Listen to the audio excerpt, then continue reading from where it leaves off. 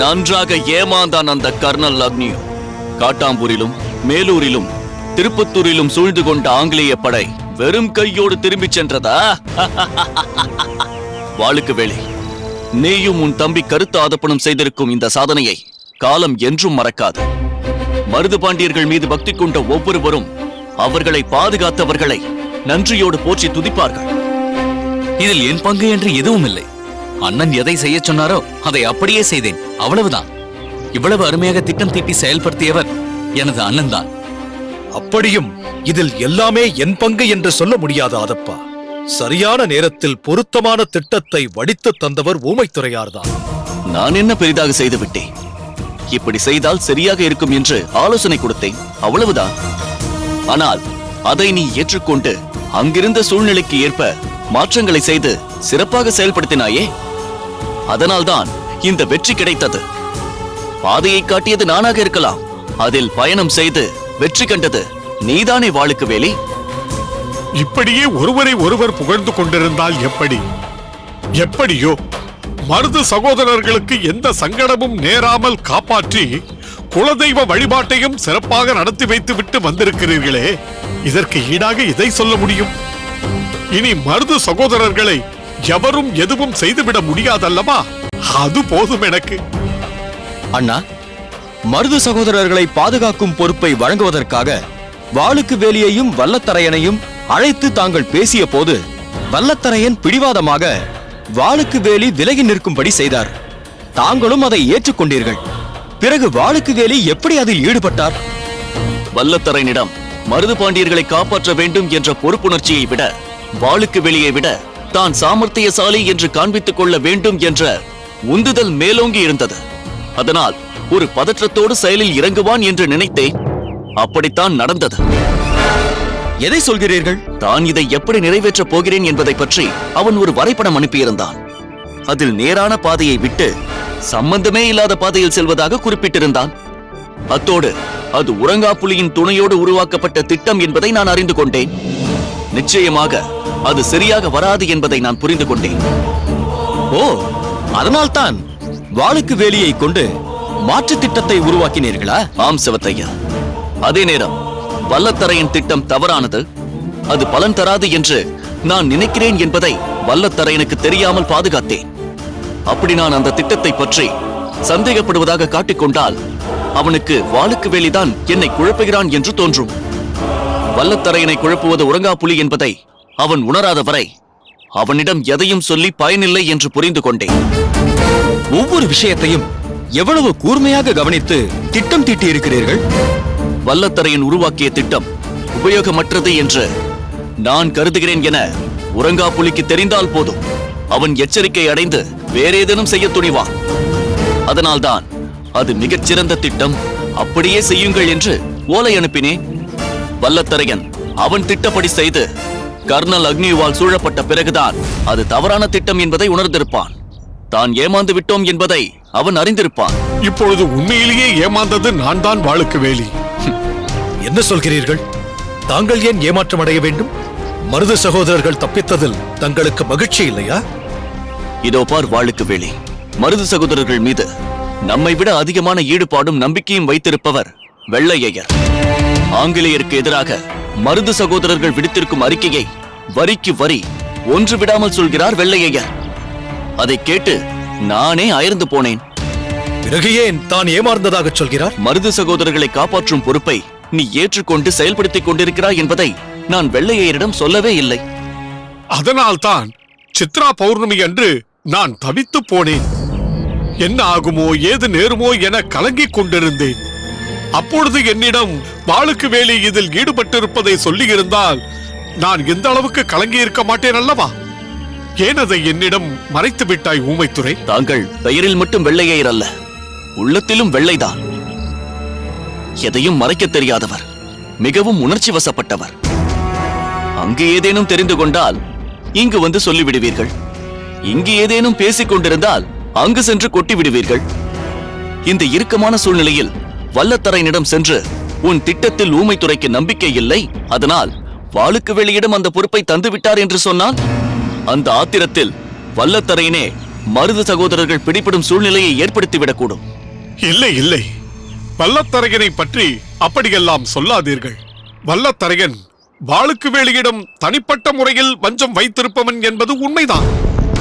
ஆனால் மருது சகோதரர்கள் மீதும் உன்மீதும் மிகுந்த ஈடுபாடு கொண்டவன், தேசபக்தி உள்ளவன். அவன் ஒருபோதும் அப்படி செய்ய மாட்டான்.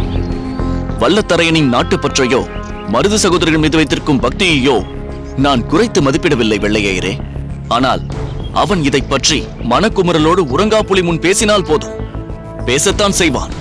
அதன் பிறகு அந்த செய்தி அக்னியோவிற்கு சென்றுவிடும்.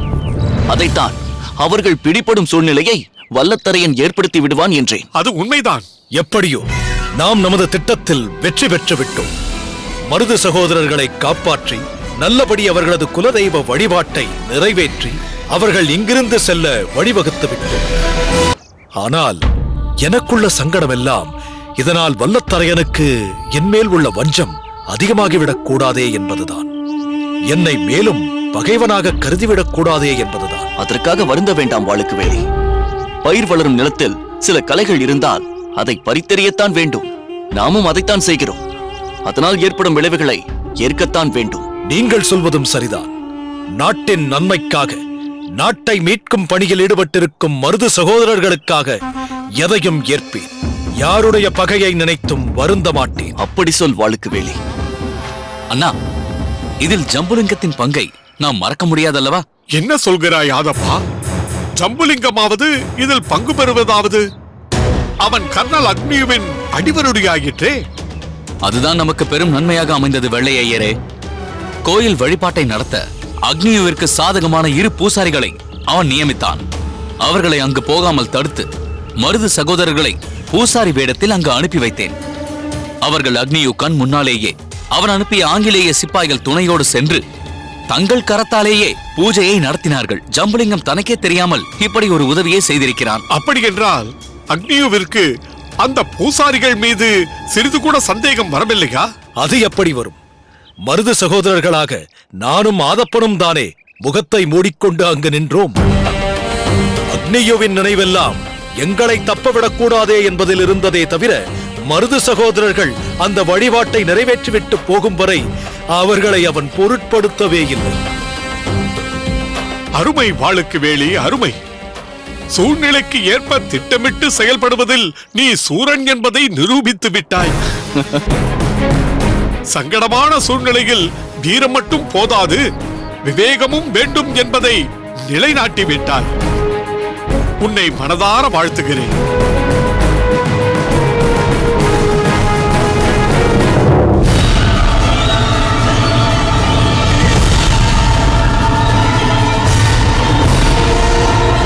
துரை, என்ன காரியம் செய்கிறீர்கள்?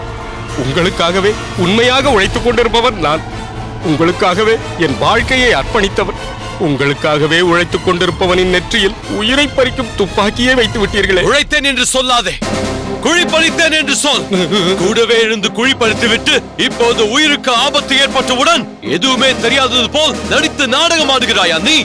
உன்னை எல்லாம் விட்டு வைக்கவே கூடாது. துரை, நான் சொல்வதை நம்புங்கள். எனக்கு எதுவுமே தெரியாது. தெரியும், எனக்கு நன்றாகவே தெரியும். மருது சகோதரர்களை பிடிப்பதற்காக நான் போட்ட எல்லா திட்டங்களையும் குழப்பியவன் நீதான். அந்த திட்டத்தை நாசமாக்கியவனும் நீதான். என்னுடனேயே இருந்து கொண்டு எதிரிக்கு துணையாக இருந்து கொண்டு செயல்பட்டவன் நீதான். அப்படி நான் என்ன தவறு செய்தேன் துரை? அவளுக்கும் தவறான தவறை செய்துவிட்டு என்ன தவறு செய்தேன் என்றா கேட்கிறாய்? என்ன விழிக்கிறாய்?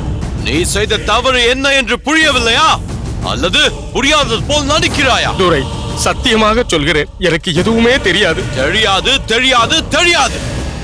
எதுவுமே தெரியாமல் தான் நமது சார்பாக 2 ஆட்கள் அங்கு இருக்க வேண்டும் என்று சொல்லி அந்த மருது சகோதரர்களுக்கே பூசாரி வேடம் போட்டு அங்கு அனுப்பி வைத்தாயா? எதுவுமே தெரியாமல் தான் அவர்களை என்னிடமிருந்து காப்பாற்றினாயா? இப்போதுதானே தெரிகிறது நான் போட்ட திட்டங்கள் எல்லாம் அந்த மருது சகோதரர்களுக்கு எப்படி போகிறது என்று.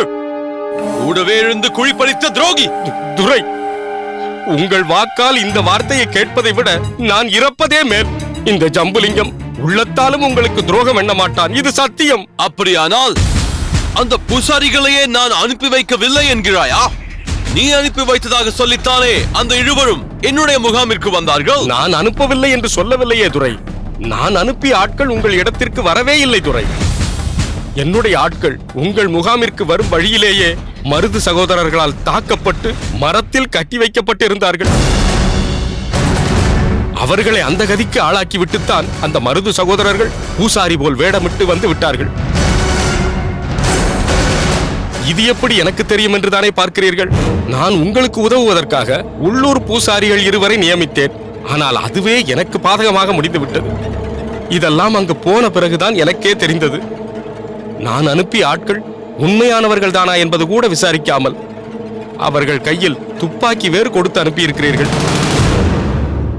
நீங்கள் சற்று யோசித்து அவர்களை மடக்கி பிடித்திருந்தால் அவர்களின் முகத்திரை அப்போதே கிழிந்திருக்குமே.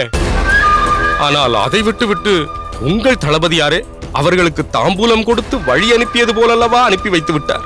அந்த நேரத்தில் நீங்களும் தானே அங்கு இருந்தீர்கள். ஓ, எல்லா தவறையும் நீ செய்துவிட்டு கடைசியில் என் மீதே திசை திருப்ப பார்க்கிறாயா? ஒப்புக்கொள்கிறேன் துரை, என் மீது தவறு இருக்கிறது என்று. ஆனால் யார் மீதுதான் தவறு இல்லை? இதோ நிற்கிறாரே உறங்கா புலி, இவர் மீதும் தான் தவறு இருக்கிறது.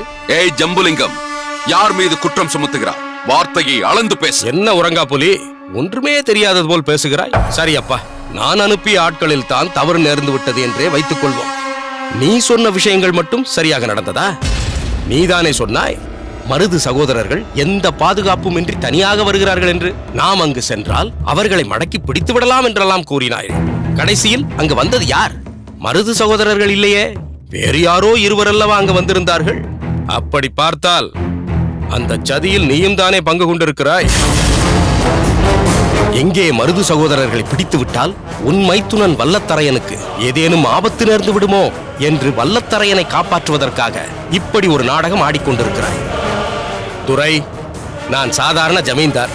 எனக்கு இருக்கும் சொத்துக்களை வைத்து என் வாழ்க்கையை நான் ஓட்டிக்கொள்வேன். ஆனால் உறங்கா புலி அப்படி கிடையாது.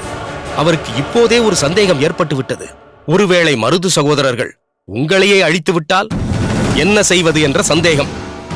அதன்படி ஏதேனும் நடந்துவிட்டால் மருது சகோதரர்களின் ஆதரவு இவருக்கு வேண்டும் அல்லவா?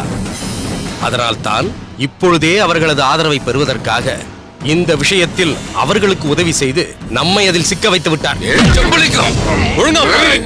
Stop this nonsense. ஏன் இப்படியெல்லாம் செய்கிறாய்? இதுதான் நமக்குள் இருக்கும் ஒரே பிரச்சனை.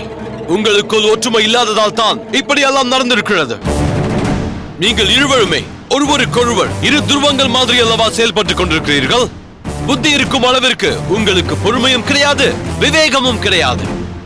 எங்கள் கிழக்கிந்திய கம்பெனியில் இருக்கும் ஒவ்வொருவரும் மிகவும் புத்திசாலிகள். எந்த காரியத்தை எடுத்துக்கொண்டாலும் அதிலுள்ள நுணுக்கங்களை புரிந்து கொண்டு வெற்றியின் இலக்கை மட்டுமே சென்று அடையக்கூடியவர்கள். உங்களைப் போல் கசப்பு, பொறாமை, காழ்ப்புணர்ச்சி என்பதையெல்லாம் வைத்துக் கொண்டிருந்தால் அவர்களாலும் வெற்றியின் இலக்கை நிச்சயம் அடைந்திருக்க முடியாது.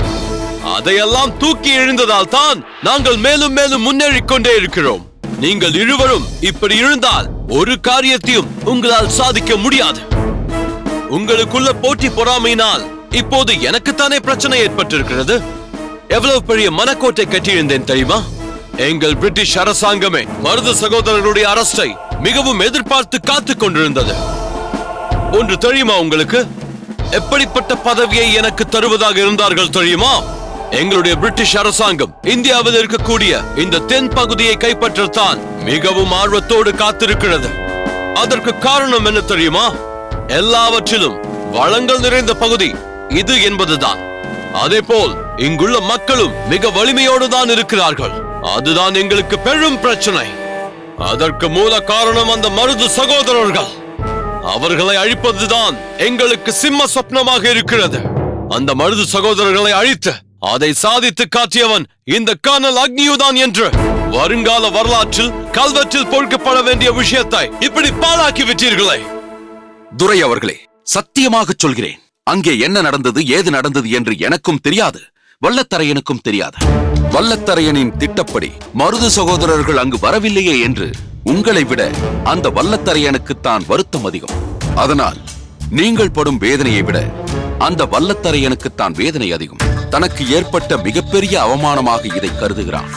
இச்சம்பவத்தினால் வல்லத்தரையனுக்கு அந்த வாளுக்கு வேலி மீது மேலும் மேலும் பகைதான் அதிகமாகிவிட்டது.